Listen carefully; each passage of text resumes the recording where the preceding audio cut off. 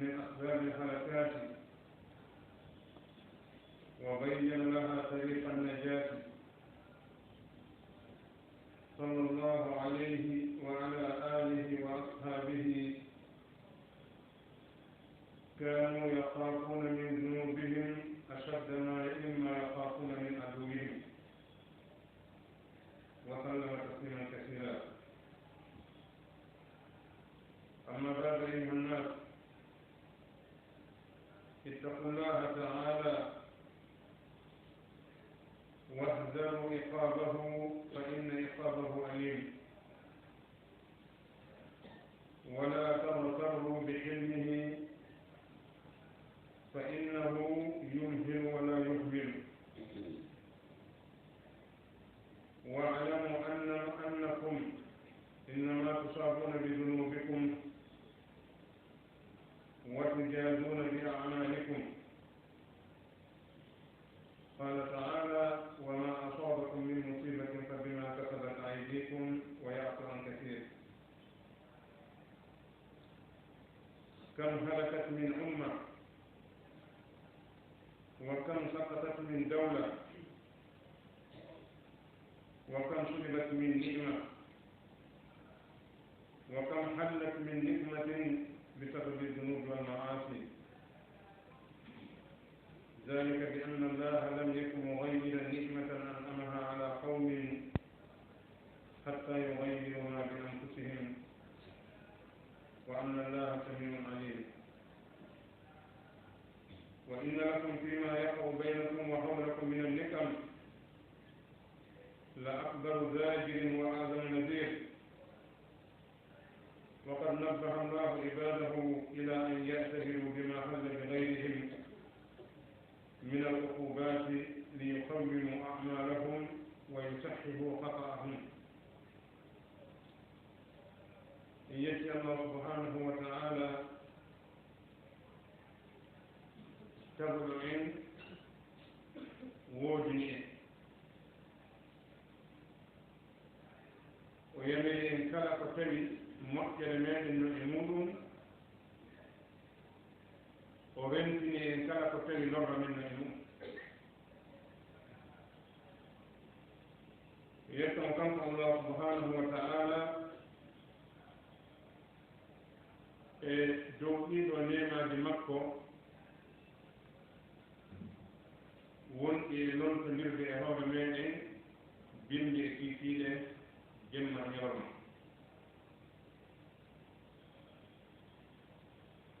no jeeya e ko ɓuri mawnude e majji oɗo nema islam. no seedo alaa reweteeɗo e goonga si wonaa kanko Allah subhanahu wa ta'ala gooto. kala ko rewɗa ko wona Allah ko meere wonɗa e rewde,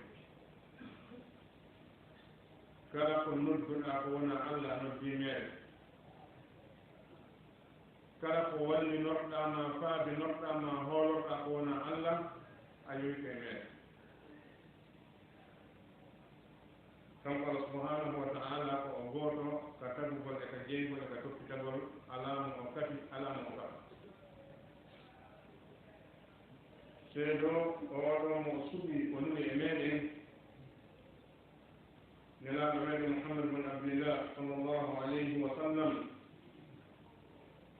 o ko jiyaɗo makko wona katujiɗo makko, ko nulaɗo makko mo suɓi o nuni e meɗen. o humpiti attinoɓe en ɓen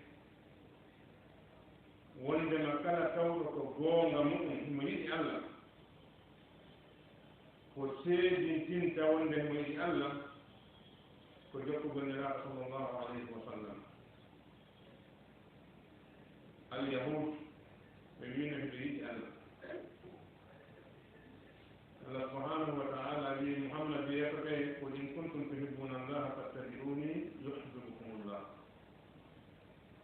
yeetoɓe so goonga maɓɓe ɓe yiɗi Allah, yoɓe jokke Allah yiɗata. kala mo iwtirɗa ɓaawo muɗum si wonaa nelaaɗo sallllahu alayhi wa sallam hokkataama giddol Allah ngol.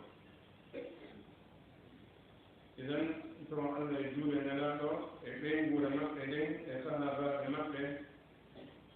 taw nooɓe kamɓe ko ɗumno hulde e hoore maɓɓe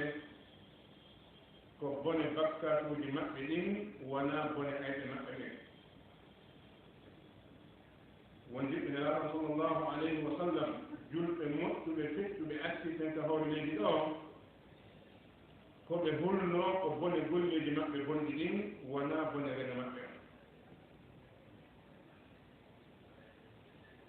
o Allah subhanahu wa ta'ala juure maɓɓe ko hisnake ko onon yimɓe kuli Allah subhanahu wa ta'ala golɗo konngol ngol mara badi no mawduno ko ngol lontotongol wowle yarana ɗum e wowtata ngol ñande o kono ngol mara ko ɓuri ngol kala konngol ngol wasiyiɗa neɗɗo ko senngolel ngol ɗo wonta a mara ko wasiytoɗa neɗɗo ko moƴƴi haa hewti wiigol mo hul Allah alaa kadi neɗɗo ko waɗata ko moƴƴi haa hewti hulgol Allah ko waɗi sa huli Allah moƴƴere ko nde satti wo ayta to waɗaande si a huli Allah bone ko o metti accude wo ayta to accaama si a huli Allah musiba ko o tiiɗi wo a waawama muñaade idan ko walla ma e ɗiɗo tati ko kulol Allah ngol ko ɗum waɗi neɗɗo no wiye daima yo hul Allah hulgol Allah no jeeya e muɗum rentagol e lette Allah ɗen sabu lette Allah ɗen no muusi Allah subhanahu wa ta'ala himo mari ko wiyete ko lette si en wattaniila en taftike en taway bani adama no fotata noon no o waɗi ɗum o wawata ronkade lette Allah ɗe subhanahu wa ta'ala o waɗani en ñite fiye en faamu o waɗi e hoore ndi leydi ndi wonɗen ɗo nooneeji e suno nooneeji e annde nooneeji e muuseendiji fiye en faami ɗum ko woni o wolede fi mum kon koye hoɓoyaade muɗum kon kala neɗɗo wurɗo haray o meeɗi heɓude noone e muuseendi mum kon tawata jeyɗe fof mooɓondiray wallondira yurmondira fiye ko ɗum kono mo anndi ko haa honto ɗum ɗo yeyantama ɗum ɗo wonaa lette ko muuseeji idan ko wiyete lette kon noon so a faami ɗum ɗon a faama ko wiyete lette kon fiyaade fi mum idan ko Allah waɗi kon ko aduna ɗo e sattendeji ɗum ko misal ko andinayma wondema sattende laaka ndema satti ko waɗi ɗum ɗo ko weeti woni ɓay ko hiiri wo weete amma to kala ko weetuɗa e mum haɗay ko ɗum idan haɗay neɗɗo yohul Allah subhanahu wa ta'ala o rento e lette Allah ɗen wata a hoditor an neɗɗo julɗo on ko Allah nennanayma Allah subhanahu wa ta'ala o nennay kono wakkata o nennanay bani adam on ti wola ko faala ñaama ko faala watto ko faala yaha ko faala wondira no faalira wona haa o sikka hay goto wawanama hay kono ñande goo weerta o tawa jakka yo wona ko sikkuno ko woni idan wata an neɗɗo julɗo on a hoditor ɗum anden haray ko heɓata yimɓe ɓen ka hoore leydi ɗo immorde musibaji ɓe wi ko sabu bakkatuji meɗen ɗi ko wonaɗen e yoɓede ko golleji meɗen ɗi Allah subhanahu wa ta'ala wi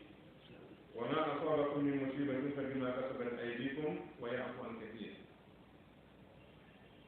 ko woni on heɓude e musibaji ko sabu ko juuɗe mon ɗen fajjiti kon himo yaafo no mbuyɗoy wona ko waɗɗa kon fof ko jarde kotoma fi muɗum kono so a bonni hannde a bonni janngo a bonni faɗɗi janngo o faalaka ya a muuto o jarde botoma fi ya yiltito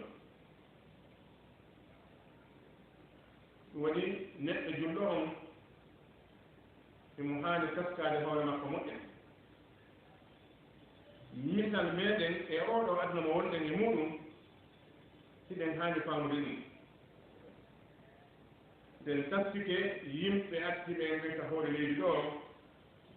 en tawa no ɗuuɗi moftaji halkaji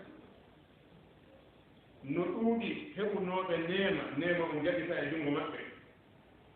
no ɗuuɗi yimɓe ɓe lefti jippi e hoore muɗum tawa ko sabu bakkatuji maɓɓe ɗin allah subhanahu wa taala wi ko o waɗiri ɗum zalika yoɓirgol ɓen ɗon on bone jantaɗo ɗon bi anna allaha lam yakun mughayyiran nicmatan annamaha ala qawmin hatta yughayyiru ma bi anfusihim ko tawde allah so o waɗima e neema o ittima e nder neema on anndu ko alhaali ma on sanduɗa ko a itti moƴƴere ma nde watti bone sa iwi e moƴƴere ko wonnoɗa kon a yahi e bone allah kadi itta e neema mo nembi ma onaɗama e bone mise mum no ɗuuɗi baba meɗen adama alayhi salam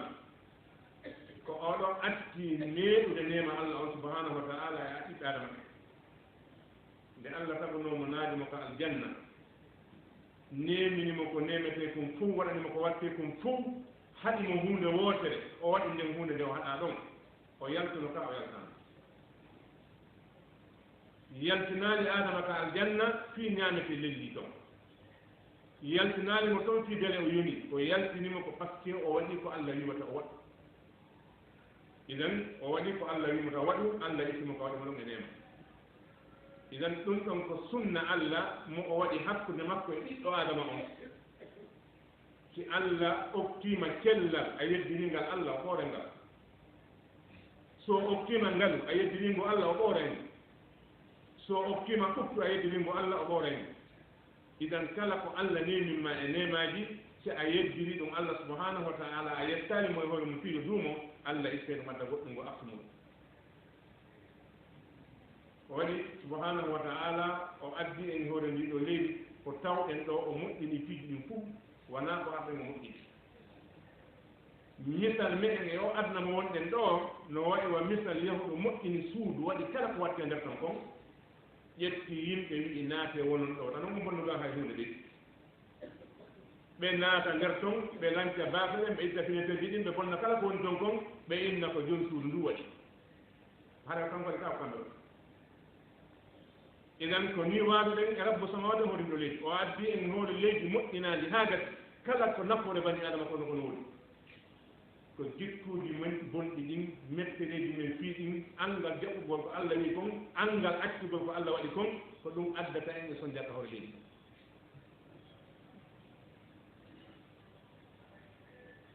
subhanahu wa taala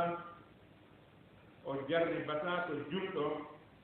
fii lettugol mo banko o jarribo ko julɗo ko fii julɗo on tuu no haani an neɗɗo julɗo on si a yaltii kala ko hawruɗa ko mettayma watta a ndaaru nan wata a ndaaru ñaama miijito ko dewal hongal haanuɗa waɗde ngal a waɗaani ko dewal hongal waɗɗa tawa watano ngal na warrete noon ko holɗum wowruɗa ko tawi a haana wowrude holɗum waɗɗa ko a haana waɗde ko ɗum woni joddi ko ko hawruɗa e muɗum ɗo ɗum noon woni kaka taraw hawruɗa e ɗum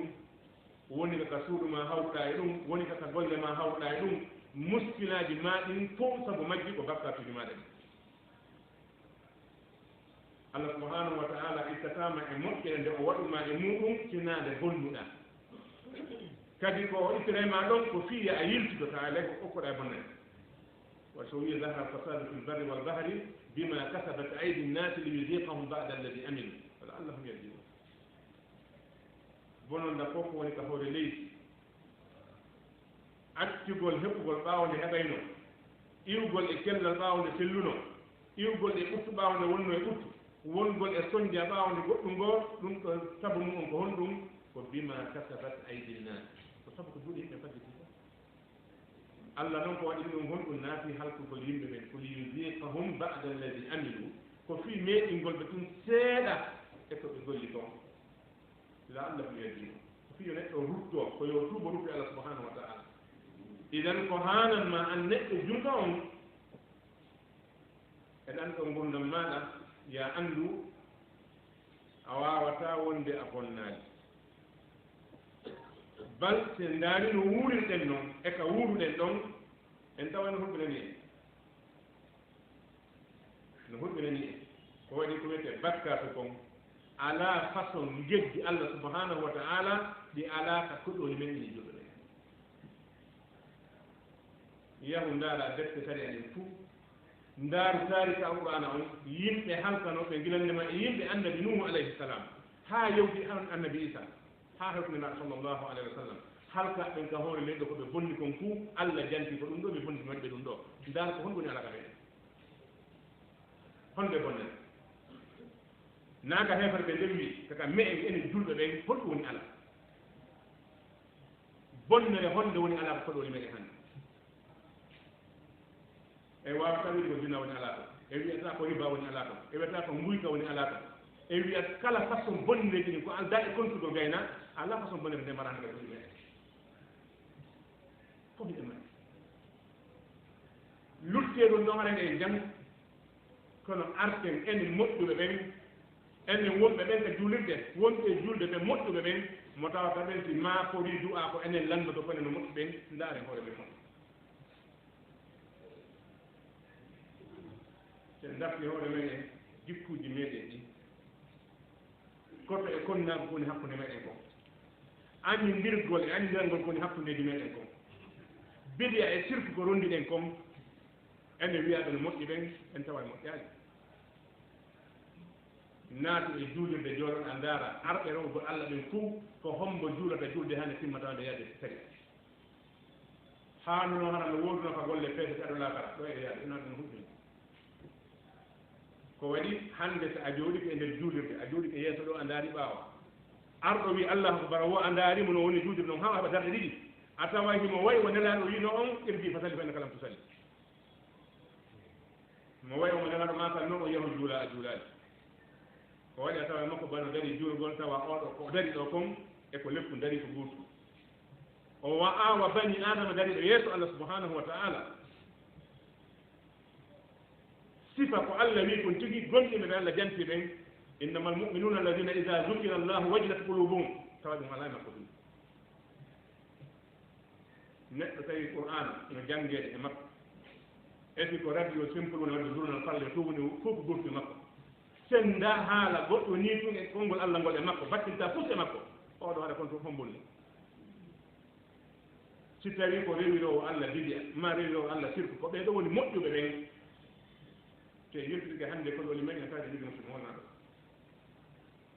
ko waɗi a jongay dow haa leydi ndaara tawa fof ellade no waaji e kene si a wooli a wona feeti ɗogoy kono ma heɓen feeti ɗo woro bidi gongal ko waɗi si ɗum wowlaka yaarama ni ha hewdema damgal hara no huƴƴini idan sika ka sukaaɓe yaaruɗen hannde ko maɓɓe ko wowlatake mawɓe ɓen no wi ko sukaaɓe ɓen boni ko rewɓe woni moƴƴa ko ɓe woni ala moƴƴinde ko gongaɓe moƴƴa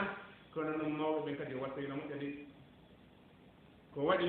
ala ko ɓuri bonde ka hoore leydi ɗo mawɗo wakkitotoɗo naata e suudu mum tirkan Allah subhanahu wa taala homo ɓuri on bonde no woodi neɗɗo naatowo e konkoru mum nodda jinna ma nodda malaika yahowo irta ƙabru nodda toon on ɗo ɓurɗon bonde no wurga hol leydi ɗo are yimɓe annabi nuhu ɓen alayhi salam ko honɗum halkiɓe yimɓe annabi nuhu ɓen alayhi salam ko honɗum halkiɓe ka hol leydi ɗo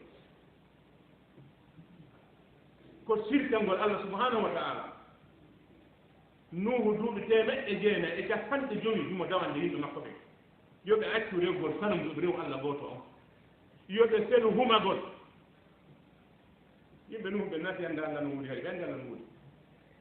hiɓe jaɓi Allah no wuuri kono noon ɓe waɗi sanamuuji ko ɓe rewa ɗin ɗon ɓattina ɓe Allah ko wona golle maɓɓe ɗe nde o wowli ha o ronki ɓe moɓodiri ɓe halde hon ɗum qalu la tadarunna alihatakum wala tadarunna waddan wala suwa'an wa yagusa wa yaquqa wa nasra ɓe wi ɓeeɗo isa nammudu yahe ndaaren tafsirji ɗin ko yimɓe moƴƴuɓe wonnoɓe adanuhu alayhi salam ɓe lesi maadiji mum ɓe joƴƴini ɓe wi ɓeeɗo min humoto e mum ɓe waɗtina min ka allah ma na'buduhum illa liyuqarribuna ila llahi zulfa min rewiraali ɓe fiimeɗe wiiɓe ko allah ko min rewriɓe ko fiyoɓe tefano min ka allah iɗa anndi o mo humda mum yo tefani on mo ɓuure moƴƴude idan so tawi woni rewoɓe allah ɓen wiiɓe no rewde allah ɓen dewal maɓɓe ngal ko watte kon fof wattake ko wona waɗede ko waɗi tata waɗirteno ko accete kon accetake ko ɓeɗo woni moƴƴo ɓen ko honto waɗa foftude allah halka aranɓe ɓen fi bonnere o waɗa barke min hoɗa bonnere allah gollirtano idan allah subhanahu wa ta'ala o sanzata nema makko on e yimɓe sinna taw ko kamɓe tiggi waɗi ذلك بأن الله لم يكن مغيرا نعمة أنها على قوم حتى يغيروا ما بأنفسهم أو ذلك أن نار آية أتلو من كل ولا باوتا كو في فرعون أتلو بمولا الله يبين يبدو آية الله دين الله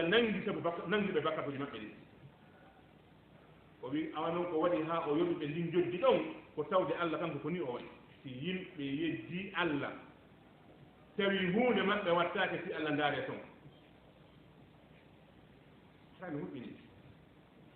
كتابي هاي دبا يركو واتي كون إخلاص على أن يركو دبا ونا وديكم فدون كون تاجي لنا نفع جماعة هاي دون دون ييمو نو هيوي مودو داكتر إندي نو هيوي مودو كلا متوتا نا وولو نا وولان تبي مو كلا نو ماري بوك نغو فالا دتون خرا ونا الله سبحانه وتعالى خرا جماعة مكرا إذن الله سبحانه وتعالى ويملي أن تسكو tiji wonɗi yerde en hakkudeji meɗen e wonɗi yeddetimo ko men immorde lette ɗum ko ɓuri mawnude e ko waajoto ko waɗi ɓe wi alkayis man ista'da bi gayrihi ko woni ƴoyɗo ko waaji tiiɗo e immo mum na waaji tiiɗo e hoore mum so a yii neɗɗo no baraji ɗo no jinda no fimatirete ñama dorogo a yii haa ka o halti ɗon an kadi a jokki ngal no waɗa ɗiya ka si goɗɗo wujji jatti ɗo ha o nanngama sokkama sirete o ñoli toon an kada jokki ɗum a ciyala joya si goɗɗo ƴetti ɗo to wimo yehi lappiɗa goɗɗo o tawa pat an a ari an kada waɗali doyi aɗa ƴa alkayrisu mani ta'da bi gayri ko woni ƴoyɗo ko yiiɗo immo mum rewingol lawol ɗo o wuɗɗali kanko o yimto haɗa waɗi goɗɗo ɓuri neɗɗo ƴoyɗo kono so tawi woni an yimɓe ɓe fof ko jofoɗo si goɗɗo fimi dogo ha o feeti on ko jofo an a fima haɗa feeta sikka ɗum ko o feeti ɗon ko ɗon feetata so a waajitaake ɗimmo ma on goɗɗo waajitoto e ma an idan ɗum ɗo no haani wonde ko ɓuri mawnude e ko waaji ko neɗɗo on gufamo allah subhanahu wa ta'ala annditini jeyaɗo makko ɓen yo ɓe tasko e ko woni sippade ɗimmoɓe maɓɓe immode lesseji fii yo ɓe moƴƴintin golleji maɓɓe ɗin ɓe sellintina kabileji maɓɓe ɗin wa illa فإنه سيحدث بهم مثل ما شهدوا وسمعوا من عقوبات غيرهم قال تعالى ألم يروا كم أهلكنا من قبلهم من قرن مكناهم في الأرض ما لم نمكن لكم وأرسلنا السماء عليهم مدرارا وجعلنا الأنهار تجري من تحتهم فأهلكناهم بذنوبهم وأنشأنا من بعدهم قرنا آخرين سبحانه وتعالى يقول يد لله e ndaaraaji ɓe taskaaki no foti komin halki e yimɓe actiɓe ɓe ka hoore leydi ɗo ɓen halkanooɓe ko adi ka hoore leydi ɗo ɓen no okkano neweende nde tawata sakkitiiɓe ɓen okkaka enen hiɗe wiya fewndo ɗo zaman mo wonɗen ɗo on jawle ɗuuɗi hectare no woodi ha ko sikke meɗen ɗum allah okkino woɗɗata hoore leydi ɗo ko hande ɓe mara ɗaare misal qaruna ngalu makko ngum ɓay allah faalama e wowlande fi mum kon no wi o wi ko wa ataynahu min alkunuz ma inna mafatihahu lan tanu bi usba oli quwa nan mo wi siga on woodi hande ka meɗen fof min okkunomo immorde e ngaluuji min al kunuz jambo kan min okkuno immorde ngaluuji o innani ko million o innani ko milliard o innani ko billiard o wi ma inna mafatihahu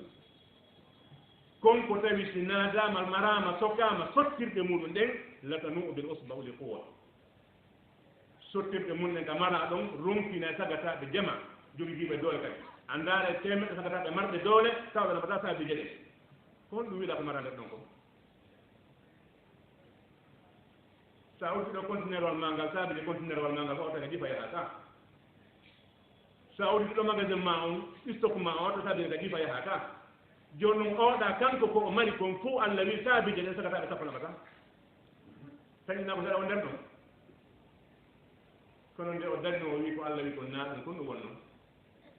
allah wi fa kasafna bihi wa bidarihi l arda kanko fof e galle makko ɗen min ukkunoɓe ka leydi muɗimo ko honɗum waɗi ha qaron ukka nder leydi ko ɓay o yetti allah subahanahu wa taala idan si tawi qaruna yedde allah ukke ka leydi kanko fof ko mari ko an a yedde allah wona ka hoore leydi ɗo wona e sakagol dina allah kam kala ka islam o memino ɗo ñoƴƴa sikka wona e jan sahi ñaawɗo on ko gooto o watta ɗum kanko allah subahanahu wa taala idan o wi meɗen newi nanno ɗen attiɓe ka hoore leydi ɗo komin newinanali onon sakkitiɓɓe min saaƴi nanno men kadi ndiyam min waɗani ɓe cardi kono min halkunoɓe sabu bakkatuji maɓɓe ɗin wona sabu amgal marta ɓe ndemin halkirno wona ko ɓe yeeyi martani kom halkiri wona ko ɓe heɓani ko ɓe ñama kom halkiri bal ko ɓe halkira ko ahlaknahum bi sababi dunubi komin halkiɓe ko sabu bakkatuji maɓɓe ɗin sabu waɗugol maɓɓe ko allah wita ɓe waɗi kon waɗugol neɗɗo ko allah wita waɗu ɗum ko masibon ko ɗum waɗi neɗɗo si feewa so a wondi e makko heɓe probléme joni noon ko njelo woni feewa njelo woni feewa ka nder makko a jokkay ɓeeɗo ko wiya ko ɗowne mum ko moƴƴa a gayna ko a deƴƴay so a deƴƴi allah walle aña ka ɓernde ma bete o so a añaani ka ɓernde yehi a ndaari ɗum ha wattima welde yehi ha tawi na probléme kama hannde kadi heeɓi probléme ñande nde tawi bone o mettatama hannde kadi a haɗatamo kadi kala ko cippi on noon kadi haɗi idan misal meɗen no wawi remude nokku nguur ɓe howi fof ɓaawa si oɗo goto howaade e nder kamɓe remuɓe ɗon ɓe ko ɗum wono jam fii a howi fewndu ma oɗa howi fewndu mum oɗa howi fewndu mum goto e ɓe remdu ɗon ɓen howaali ko muɗum ko ɗum wonta jinata kadi naata si ɗi naati kaka howa toon ɗi attorto idan ko o musiba ɗo woni musiba meɗen o hannde bone a wawi wiide a wattama kono a yiyatama si a yii bone bimbi e ɗiɗi ɗe jamma ñolmati to metti so a wowa yiide bone on so a yimo a maƴey kono so a yimo hannde a yimo janngo a yimo faɗɗi janngo so a yii mo sonre haade maɗa a wowti ɗum ko jikku bani adama ɗo so yi goɗɗo no yalta ɗo yiyange nangue haɗa huɗani kon ɗum waɗi par ce que ñande muyde nangue te ñande yaltuɗa yiiɗa hoore fotande e nangue nene ɗan ta par ce que a wowi o wowa ɗum ɗum hay idan bani adama ko o wowi ko huulata ɗum ɗon kono ko wowa kon so yi ɗum waɗi قولي هذا واستغفر الله فاستغفر انه هو الغفور الرحيم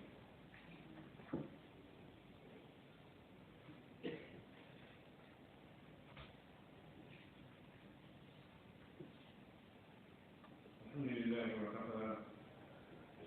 وصلاة وسلام على خير البشير المصطفى عباد الله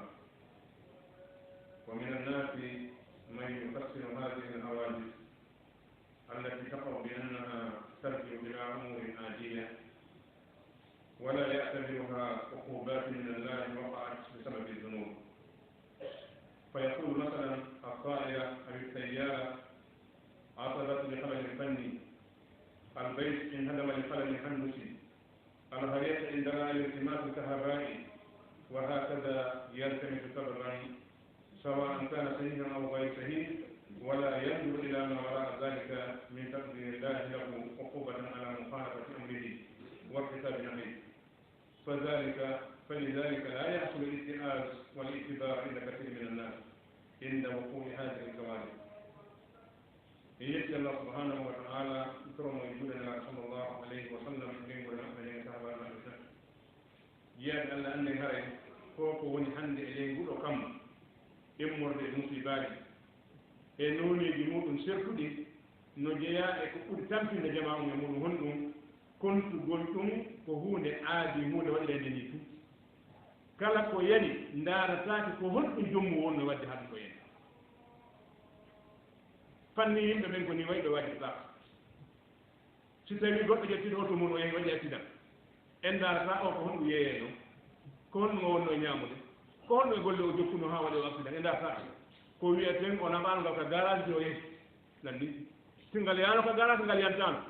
si tawi ko ni foti oɗo ko heɓi kon hayso ko lette wajitata ko mum siko ono noon kadi siko avion siko oto siko suudu yani ko courant sunni ko wiyete ko courant on ko aray ko yiɗo ngel ɓuuɗu ko ni no waɗi ndaratake ko honɗum ɗe yimɓe ndu suudu nde bonnude ha ndu suuduɓe hoore maɓɓe idan ɗum ɗo ko ella mo tawata yimɓe ɓen no hani wattandire e muɗum kala bone waɗɗo no hana daarede ko honɗum waɗi ha o bone waɗi hara wona wiigol ɗum daara ko honɗum liɓoto walngal ko liɓoto walngal no anda sabu o heɓata kono ko honɗum waɗi ha on sabu heeɓi par ce que ngal ɗowdade ɗum ɗa allah subhanahu wa taala no waɗani misal ka suratu yasin o wi wa ayatun lahum anna hamalna zurriyatahum fi lfulki mashhun wa khalaqna lahum min mithlihi ma yarkabun wa in nasha nughriquhum fala tariqa lahum wala hum yunqaduna illa rahmatan minna wa mata'an ila hin wala hum yunqaduna illa rahmatan minna wa mata'an ila hin o wi men taganiɓe sifa laana nuhu kan koɓe waɗɗo o wi hiɓe huuli yoolagol e mu'um kono noon si ɓe yooliki ala fabatoɗo ɓe daɗatale yoolagol e muɗum sina sabu yurmede amen nde ñande wo allah darne yurmede makko nde ɓawoto walngal an ala feere siɗa faala ko fere honde jogata ngal nga yane ko yurmede allah nden waɗi sabu fereji ɗi no darade ko yurmede allah nde waɗi kuuran no arda yahade sunnaji ko yurmede allah nde waɗi kala ko aynuɗa no hisi ɗon ñande allah darni yurmede makko nde ko fanɗi wo ko arɗo wo bonne wala hum yunqaduna illa rahmatan minna ko daɗugol ngol ko sabu yurmede allah subhanahu wa taala nden idan ƴettugol tiiji ɗin fof kala ko waɗi hannde e zamanu mo wonɗen ɗo on ndaratake ko honɗum e bonnere jommum woni e waɗde jommum kadi ndarata ko honɗum e bonnere mi waɗi ha ɗum ɗo waɗi wallahi yimɓe artiɓe ɓen gahor leydi o moƴƴuɓe artiɓe en ɓen haysi ko sonko waɗi ka suudu maɓɓe ɓe inne ko sonko gapkat maɓɓe si ɓe ari ka suudu kamɓe ɓen maɓɓe yeddodiri ɓe ndaara ko honɗum ɓe bonni sabu ɓendare ɓe bonni ɗum han kadi ɓe alano yeddodirde ko an e allah on haɗi woɗi ka lurɗa e allah subahanahu wa taala waɗi ɗum ɗo waɗi ma asabakum min musibatin fa bima kasabat aydikum kamɓe ko famno ɗum ɗo idan probléme ɗi bani adama on yo watta ina moƴƴa yo on ñembu ɓe yimɓe andi sirkoɓe kamɓe sirkowo si fokkitiɗo o yehi o feggike o dara ko min homo fottuno ko hombo min yiɗde hannde min de nan ɓe watta on daaray ko holɗum o waɗi ha ɗum ɗo waɗi o jaɓata o feggike tun ka ko sirko idan an julɗo on a sirkata yo allah tan julɗo sirkugol kono an kadi kala ko heɓuma ko woowa ndaari ko honɗum bonnuɗa siɗa wawi bimbi ndi julde ma bimbine juuloɗa nde régulade tew a arno a ɗaaniɗa juulude régulade immuɗa yalta hawra probléme sabu julde moƴƴani ɗum ko bakkat noon hiɗa wawi haraɗa tooni goɗɗo ka suudu toon bimbi yalti yahaɗa probléme idan bani adama on si o reenaki e yeddugol allah subhanahu wa taala probléme ji makko ɗi fof ɗon ɓurata ربنا تقبل منا انك انت السميع العليم وتب علينا انك انت التواب الرحيم اللهم ارنا الحق وارزقنا اتباعه وارنا الباطل وارزقنا اجتنابه برحمتك يا ارحم الراحمين اللهم حبب الينا الايمان وزينه في قلوبنا وكره الينا الكفر والفسوق والعصيان واجعلنا اللهم من الراشدين برحمتك يا ارحم الراحمين اللهم افتح مسامع قلوبنا بذكرك وارزقنا طاعتك وطاعه رسولك وامنا بكتابك اللهم لا تؤاخذنا بما فعلنا اللهم لا تؤاخذنا بما فعلنا اللهم لا تؤاخذنا بما فعلنا ولا بما فعل السفهاء منا اللهم لا تعاملنا بما نحن اهله وعاملنا بما انت اهله انت اهل التقوى واهل المغفره برحمتك يا ارحم الراحمين اللهم لا تحرمنا خير ما عندك بسوء ما عندنا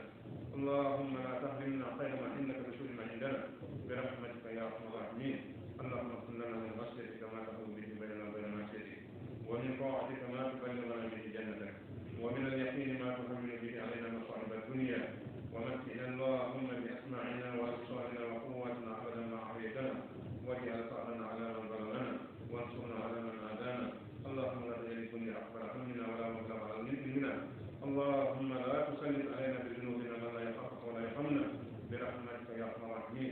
اللهم نسألك بأسمائك الحسنى وبصفاتك الأولى أن تفرج همومنا. اللهم فرج همومنا، اللهم فرج همومنا ونفس كربنا واقض ديوننا واشف مرضانا واغفر مرضانا برحمتك يا ارحم الراحمين. اللهم لا تدعنا في مقامنا هذا ذنبا الا غفرته، ولا هما الا فرجته، ولا مريضا الا شفيته، ولا جاهلا الا علمته، ولا ضالا الا هديته، ولا فقيرا الا اغنيته برحمتك يا ارحم الراحمين. سبحان ربك رب العزه عما يصفون وسلام على